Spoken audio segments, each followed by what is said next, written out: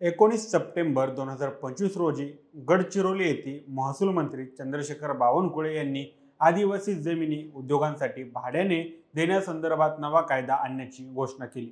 त्यामुळे राज्यात आणि समाजातील विविध मंडळांमध्ये चर्चेला उधाण आलं आहे। उद्योग धोरणे आणि विकासाचे दावे करताना आदिवासी जमिनींचा वापर कसा करावा हा मुद्दा आता गंभीर सामाजिक, कायदेशीर आणि आर्थिक वादग्रस्त विषय बनला आहे। उद्योगांमुळे देशाच्या विकासाला चालना मिळेल ही धारणा असलेली सत्ताधारी आता आदिवासी जमीन आणि त्यांच्या सांस्कृतिक व पारंपरिक हक्काच्या केंद्रस्थानी आली आहे। विकासाच्या नावावर आदिवासींच्या जमिनी लुटण्याचा प्रयत्न केला जात आहे का? कोणत्या उद्योजकाला या जमिनी पाहिजेत त्यासाठी सरकार हा डाव आखत आहे आणि याचे परिणाम काय होणार सगळे काही जाणून घेऊयात आजच्या या व्हिडिओच्या माध्यमातून। नमस्कार, मी सनी आणि तुम्ही पाहताय दैनिक राज्य लोकतंत्र। गडचिरोली सारख्या खनिज संपन्न भागात सरकारची नजर जंगले व त्यात राहणाऱ्या आदिवासी लोकांच्या जमिनीकडे गेली आहे। बावनकुळे यांनी घोषित केलेल्या नव्या कायद्याच्या माध्यमातून भाडे तत्वावर जमिनी उद्योगांसाठी देण्याचा प्रस्ताव असल्याने सामाजिक संघटनांनी प्रश्न उपस्थित केला आहे। आदिवासी खरोखरच यामुळे श्रीमंत होतील की त्यांच्या जमिनींचे हक्क फसवणुकीच्या मार्गाने संपन्न उद्योगपतींकडे जातील? भाडेकराद्वारे होणारे आर्थिक फायदे आदिवासींच्या वास्तविक हितासाठी आहेत की अन्यायकारक आहेत हा प्रश्न सर्वसामान्य नागरिकांना आता चिंतेचा ठरत आहे। उपलब्ध आकडेवारीनुसार म्हणजे 2011च्या जनगणनेनुसार महाराष्ट्रातील आदिवासी लोकसंख्या सुमारे 9.4% आहे। यातले 86% लोक ग्रामीण भागात तर 14% शहरी भागात राहतात। ग्रामीण आदिवासींपैकी 67% रोजंदारीवर अवलंबून आहेत। 2013 मध्ये केलेल्या मालमत्ता संबंधित सर्वेक्षणानुसार आदिवासी लोकसंख्येत फक्त 2% लोकांकडे मालमत्ता आहे। त्या 2%तील भूधारकांचे प्रमाण 40% आहे। त्यातल्या 58% दारिद्र्य रेषेखाली आहेत। या आकडेवारीनुसार स्पष्ट होतं की आदिवासी जमिनींच्या व्यवहारातून होणाऱ्या फायद्याचा लाभ फार मर्यादित राहतो आणि अशिक्षित आदिवासी वर्गाला योग्य संरक्षणाशिवाय आर्थिक फायद्याचा भाग मिळवणं अवघड आहे। आदिवासींच्या जमिनींचे संरक्षण संविधानाच्या घटनेतील 5व्या अनुसूचीनुसार सुनिश्चित केलेलं आहे। ही तरतूद इंग्रजांच्या जमिनी हडपण्याच्या अनुभवातून निर्माण झाली। 1963 पासून लागू असलेल्या जमीन महसूल संहितेतील कलम 36 प्रमाणे आदिवासी जमीन विकणे किंवा गैर आदिवासींना भाड्याने देणे यासाठी जिल्हाधिकाऱ्यांची किंवा राज्य सरकारची परवानगी आवश्यक आहे। याशिवाय राज्यपालांनी आदिवासी सल्लागार परिषदेमार्फत निर्णय घेण्याची व्यवस्था केली आहे। या सर्व कायदेशीर तरतुदींचा उद्देश आदिवासींच्या हिताचे संरक्षण करणे हा आहे। सरकारच्या राज्यकर्त्यांनी या सर्व कायद्यांची आणि सल्लागार परिषदेच्या अधिकाऱ्याची अवहेलना करत नव्या भाडेतत्वावर आधारित कायद्याचा प्रस्ताव आणल्यास त्याचे कायदेशीर आणि नैतिक परिणाम गंभीर ठरतील। विद्यमान कायदे रद्द करून नव्या कायद्याद्वारे जमिनी उद्योगांसाठी देण्याची कल्पना म्हणजे आदिवासींच्या नैसर्गिक व सांस्कृतिक अधिकारांवर प्रश्नचिन्ह निर्माण करणे आहे। याच मुद्द्यावरून याआधी राज्यात अनेकदा गोंधळ उडाला आहे। 1971 व 1975 ला हे फसवणुकीचे प्रकार टाळण्यासाठी 2 समित्या तयार करण्यात आल्या, पण तक्रारी कमी झाल्या नाहीत। 10 वर्षापूर्वी चंद्रपुरातील माणिकगड पहाडावरील आदिवासींच्या हडपलेल्या जमिनी परत मिळाव्या म्हणून श्रमिक एल्गारने लढा उभारला। अखेर उच्च न्यायालयाच्या देखरेखीखालील या तक्रारी निकाली निघाल्या। 1997च्या उच्च न्यायालयाने दिलेल्या समता निकालात सरकारलाही आदिवासींच्या जमिनी घेता येणार नाहीत असं नमूद होतं। नंतर बाल्को प्रकरणात सरकारला काही प्रमाणात जमिनी संपादनाची मुभा मिळाली।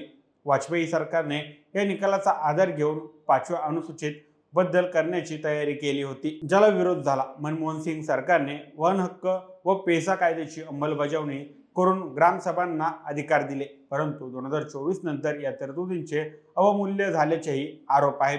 परिणामी जमिनींचे संपादन आणि भाडेतत्वावर व्यवहार पुन्हा सुरू झाले। इतिहासातील अनेक उदाहरणांमध्ये विशेषतः गडचिरोली, चंद्रपूर सारख्या भागांमध्ये आदिवासी जमिनींचे संपादन झाल्यानंतर प्रकल्पग्रस्तांची आर्थिक व सामाजिक व्यवस्था बिघडली आहे। अनेकांनी दारू व व्यर्थ खर्चामध्ये पैशांचा नाश केला।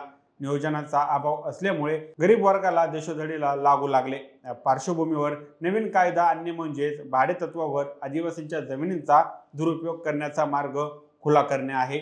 भाडेतत्वावर झाल्यास आदिवासी जमिनींचा खरोखर फायदा होणार की नाही हा संशय वारंवार प्रश्न आहे। पारंपरिकदृष्ट्या अशिक्षित आणि दुर्बल सामाजिकदृष्ट्या असलेल्या आदिवासींच्या समोर आर्थिकदृष्ट्या दबाव, फसवणूक किंवा चुकीच्या करारातून जमीन गमावण्याचा धोका अधिक आहे.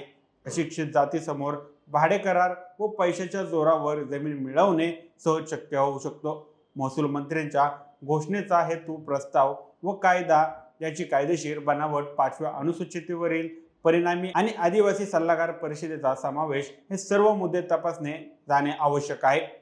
अस्तित्वातल्या सुरक्षित तरतुदींचा अवहेलना करून आणलेला कोणताही दबाव दूरगामी वळण घेऊ शकतो. सामाजिक न्यायाच्या दृष्टीने हा विषय अत्यंत संवेदनशील आहे. अल्पसंख्याक व मागासवर्गीय जमातींचे हित जपणे, भूमिहीनांना भूमिधारक बनवणे आणि उत्पन्नाचे दीर्घकालीन संवर्धन हे राज्याचे काम आहे. उद्योगपतींसाठी जमिनी देणे हे विकासाचे कारण ठरवून आदिवासींचे हित हनन करणे ही बाब मान्य करण्यासारखी नाही. आदिवासी समाज हा भारताचा सांस्कृतिक ठेवा आहे. त्यांचे हित जपणे, सांस्कृतिक वारसा राखणे हे सरकारचे प्राथमिक कर्तव्य आहे. आदिवासी जमिनींसंबंधित निर्णय घेण्याआधी पारदर्शकता, कायदेशीर चौकट आणि आदिवासी प्रतिनिधींची सक्रिय सहभाग आवश्यक आहे. इतिहास, आर्थिक परिणाम आणि सामाजिक परिणामांचा विचार करूनच धोरण आखणे आवश्यक आहे. सरकार आणि राज्यकर्त्यांनी आदिवासी हिताचा केंद्रस्थानी समावेश करणारी धोरणे स्वीकारली पाहिजेत. अन्यथा ही धोरणे विकासाचा लाभ देण्याऐवजी सामाजिक अन्याय व विवाद निर्माण करणारी आहेत. अजित नवले यांनी या संदर्भात सरकारला विचारणा केली. सरकार दरबारी आदिवासींची बाजू अनेक वेळा मांडली. विस्थापित आदिवासींना एक ठिकाणी स्थापित करण्यासाठी नवले यांनी मोठी आंदोलन देखील सुरू केली. सरकार त्यांची बाजू काय ऐकून घेत नाही असा प्रश्न येतो. असे निर्णय ज्यांनी आदिवासींसाठी संपूर्ण आयुष्य वेचले, आदिवासींचे जीवनमान उंचवण्यासाठी ज्यांनी कार्य केले, त्या समाजसुधारकांची पायमल्ली सरकार करू पाहत आहे का? असे निर्णय घेताना सरकारचे कर्तव्य आहे की त्यांचे स्थानिक प्रश्न समजून घेतले पाहिजे. आदिवासी समाजाला विश्वासात घेऊन त्यांची मान्यता आहे का नाही या गोष्टीचा विचार घेतला पाहिजे. पण सरकार आपलं नांगर ओढतच सुटलेलं आहे. सगळ्यात महत्त्वाचा प्रश्न असा येतो की आदिवासींच्या जमिनीवर कोणत्या उद्योगपतीची नजर पडली आहे, ज्यामुळे आता सरकार या आदिवासींच्या मागे लागणार आहे? अडाणी, अंबानी की आणखी नवीन कोण आहे ज्याला या जमिनींची आता गरज पडत आहे? सरकार या प्रश्नांची उत्तरे देणार आहे का, असा देखील आता प्रश्न निर्माण होतो. की याबाबत तुम्हाला काय वाटतं? आम्हाला कमेंट करून नक्की कळवा. आणि जर दैनिक राज्य लोकतंत्र चॅनलवर नवीन असाल तर चॅनलला नक्की सबस्क्राईब करा. धन्यवाद.